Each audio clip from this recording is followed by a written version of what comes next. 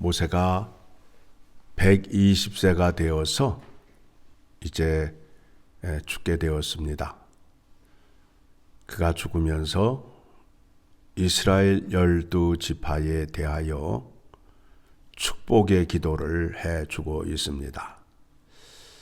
이 기도의 내용은 창세기에서 나오는 야곱이 12 아들들을 앉혀놓고 축복 기도를 하는 내용과 비슷한데, 그 내용이 조금 더 점진적으로 발전이 되어서 축복을 해주는 내용으로 되어 있습니다.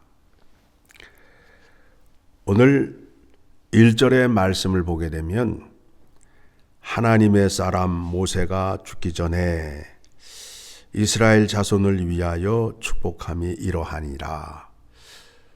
모세를 하나님의 사람이라 말하지요. 그런데 우리가 하나님의 사람 모세 그러면 굉장히 부러워해요. 하나님의 사람이라는 그 수식어가 붙는 거에 대해서 굉장히 부러워합니다.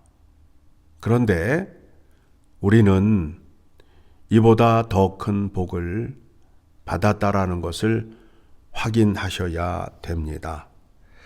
하나님의 사람이라는 그 뜻은 무엇이냐 하면 하나님께 고용된 사람이라는 뜻이에요. 하나님께 속하여서 하나님이 자신의 일을 위하여 모세를 사용하셨다라는 뜻이 되게 됩니다. 자, 그렇다면 우리는 예수 그리스도 안에서 구원을 얻었잖아요. 그러면 그 구원의 은혜가 크기가 얼마나 큰지를 오늘 말씀을 통하여 확인해 보려 합니다. 요한복음 14장을 가게 되면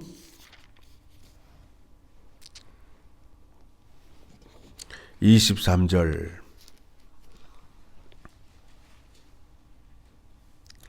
같이 읽습니다. 여호와께서 대답하여 이르시되 사람이 나를 사랑하면 내 말을 지키리니 내 아버지께서 그를 사랑하실 것이요 우리가 그에게 가서 거처를 그와 함께 하리라. 어떻게 하신다고요? 하나님의 계명을 지키는 자에게 어떻게 하신다고요? 성삼위 하나님이 그 안에 거하시겠다는 거예요. 하나님이 고용한 사람과 하나님이 그 안에 거하는 것과 그 차이가 엄청나지요. 하나님이 나와 함께 사시겠다는 거예요. 그 은혜를 예수 그리스도를 통하여 우리에게 주신 겁니다. 그러니까 우리가 받은 구원의 은혜의 크기가 모세가 받은 구원의 은혜의 크기보다 더 크다라는 겁니다. 더 영광스럽다라는 겁니다. 그렇죠? 모세는 나와 같은 선지자 하나가 내 형제 중에 일어날 것이다. 즉 하나님과 백성 사이에 중보자가 있는데 그 중보자가 너희의 형제 가운데 나타날 것이다 라고 계시의 예언을 하였는데 모세는 예수 그리스도를 보았어요? 못 보았어요? 못 보았지요. 그런데 우리는 모세가 말한 구원자 예수 그리스도를 보고 또 그 안에 거함으로 인하여 우리가 누리고 있는 영광의 은혜가 더 크다라는 겁니다. 자, 그래서 디모데전서 6장 11절을 가게 되면 이제 예수 안에 있는 사람들에게 이와 같은 수식어를 붙여주잖아요. 11절 시작. 오직 너 하나님의 사람아 이것들을 피하고 의와 경건과 믿음과 사랑과 인내와 온유를 따르며 믿음의 선한 싸움을 싸우라. 영생을 취하라. 이를 위하여 내가 부르심을 받았고 많은 증인 앞에서 선한 증언을 하였도다. 자, 우리가 하나님의 사람으로 부름을 받았어요. 영생을 얻은 자가 되었어요.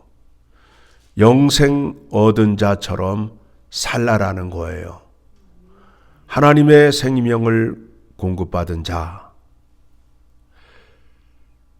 하나님의 거룩함과 의로움을 세상에 드러내는 선한 싸움을 하여야 된다라는 겁니다. 그래서 우리는 어떠한 환경과 조건이 따른다 할지라도 우리는 하나님의 말씀을 지키며 사는 사람들이에요. 우리의 싸움은 혈과 육의 싸움이 아니라 영적인 싸움이라는 거예요. 하나님의 말씀을 지키는 싸움이에요. 그래서 선으로 악을 이겨야 돼요. 힘과 주먹과 이 악한 말로 세상을 이기는 것이 아니라 선한 말과 의로운 행동으로 세상을 이겨야 된다라는 겁니다. 그래야 하나님의 거룩함과 의로움을 받은 자처럼 사는 것이 되는 것입니다. 자, 다시 본문으로 돌아오게 되면 이제 각 지파 사람들을 향하여 복을 빌어주지요.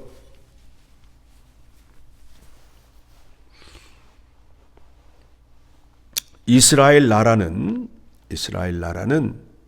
하나님이 왕이신 나라예요. 하나님이 왕이시기 때문에 하나님의 명령을 순종하여야 그 백성들이 왕의 은혜를 받으며 살 수 있게 된다라는 겁니다. 자, 하나님 나라와 세상의 나라의 차이점을 말씀을 드리게 되면 세상의 나라는 좋은 것을 내가 갖고 있는 좋은 것을 누구에게 갖다 바쳐야 돼요? 왕에게. 그렇죠? 나의 이쁜 딸은 왕궁의 시녀가 되거나 후궁이 되어야 하는 바쳐야 하는 일을 하여야 돼요. 또 나의 귀한 아들은 전쟁을 위하여 싸움터에 나가야 되는 그와 같은 구조로 되어 있어요. 그런데 하나님의 나라는 하나님께서 은혜를 베풀어 주셔요. 하나님의 좋은 것으로 백성들에게 은혜를 채워주신단 말이에요. 그래서 연초부터 연말까지 그 땅을 두루 살피시고 이른 비와 늦은 비를 내려주셔서 그들을 풍성케 하고, 그렇죠? 그리고 더 큰 은혜가 무엇이냐면 그들의 죄를 사해 주시는데 그들이 지은 죄의 죄값을 그들의 생명을 취하는 것이 아니라 짐승의 피를 들고 나오게 되면 죄를 용서해 주시는 분이에요. 더 나아가 백성들의 죄를 대속시켜 주기 위하여 하나님의 아들, 즉 왕의 아들을 어떻게 해요?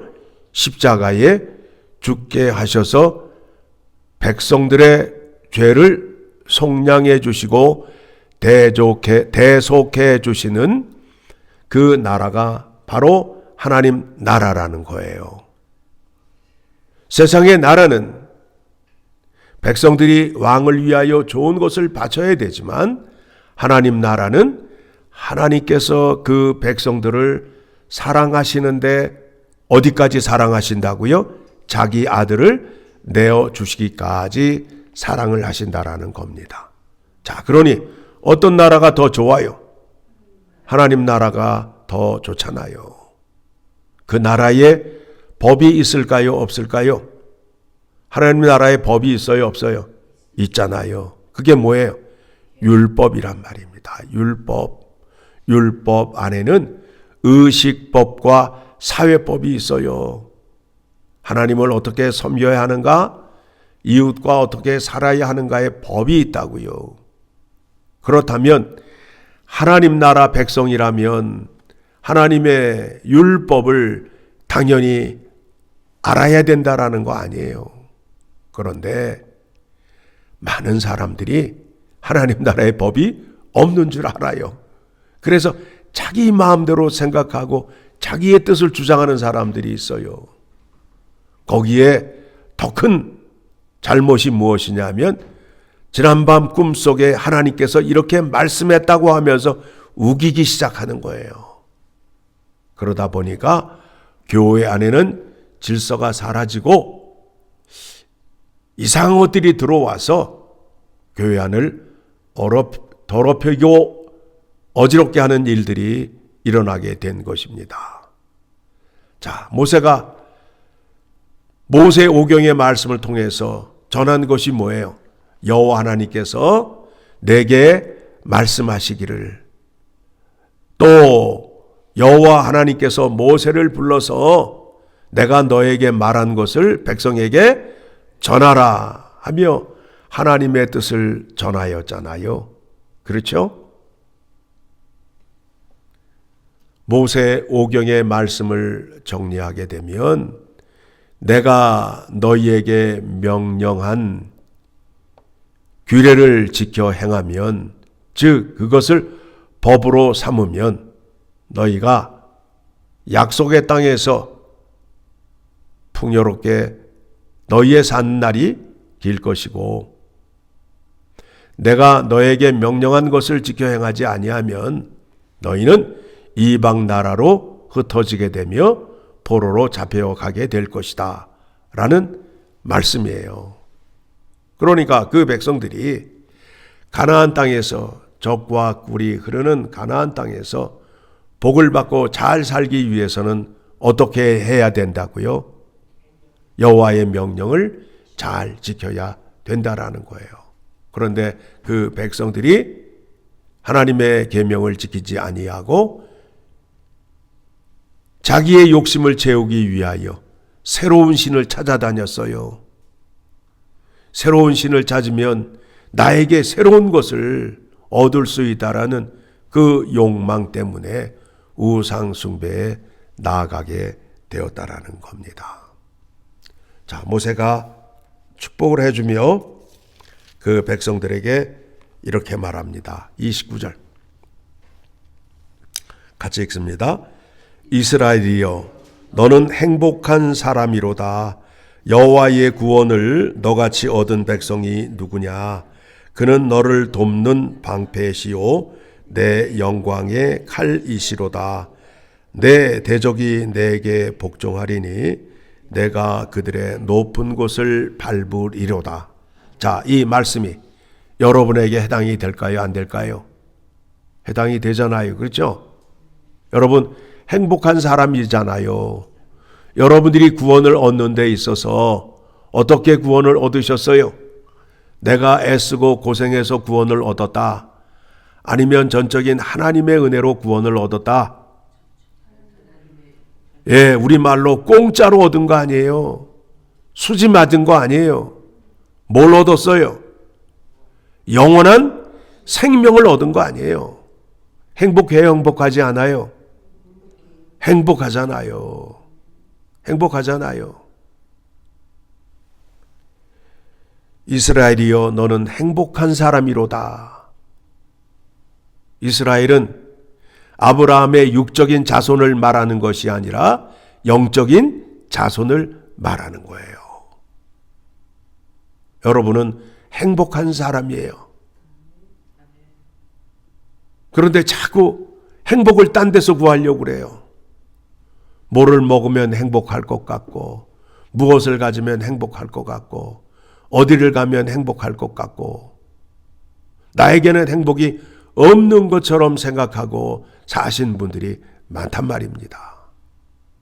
그런데 우리는 가장 큰 행복, 가장 좋은 행복을 이미 받은 자로서 그것을 누려함에 있다는 것을 오늘 말씀을 통해서 확인하시기 바랍니다. 그래서 여러분들 하나님의 사람으로서 행복한 사람이 되어서 오늘도 행복한 삶을 살 수 있게끔 하나님께서 우리 안에 거하시며 우리에게 은혜를 베풀어 주심을 믿고, 내게 조금 짜증나는 일이 있고 어려운 일이 있다 할지라도 그것을 믿음으로 견디며 승리하는 여러분 되시기를 간절히 소망합니다.